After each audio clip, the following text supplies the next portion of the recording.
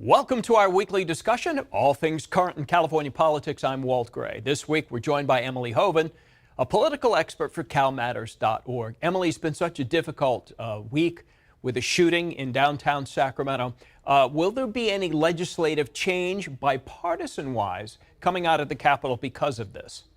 Yeah, it's been a very horrible and hard week emotionally for everyone who lives in Sacramento and around the world. Democrats and Republicans at this moment seem to sort of be taking different approaches to handling the crisis.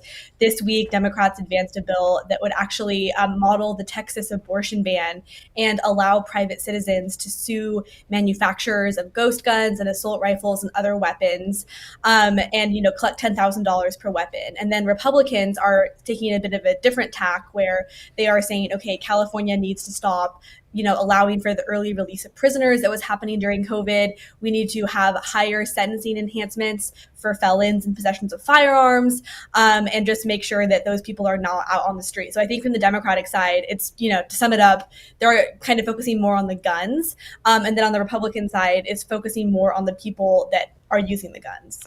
There's also some work being done to diversify boards in California. What's the point behind that? What's happening with that?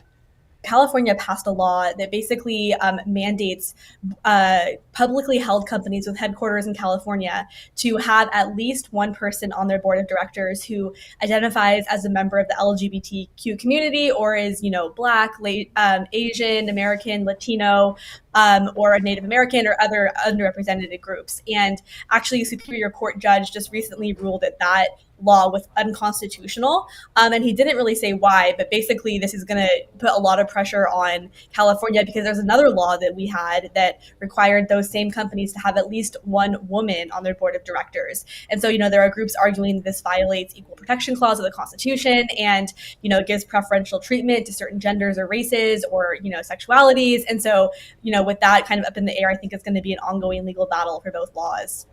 Well, we're coming off some exceptionally warm weather this week that we're wrapping up here. We're also into, once again, talking about drought. So what are we looking at as we get into the summer months where we don't get any rain? It's not too good of an outlook. The snowpack earlier this week was at just 38% of its average pack for this time of year, and it's the lowest level it's been at in 7 years, which was the height of the last drought.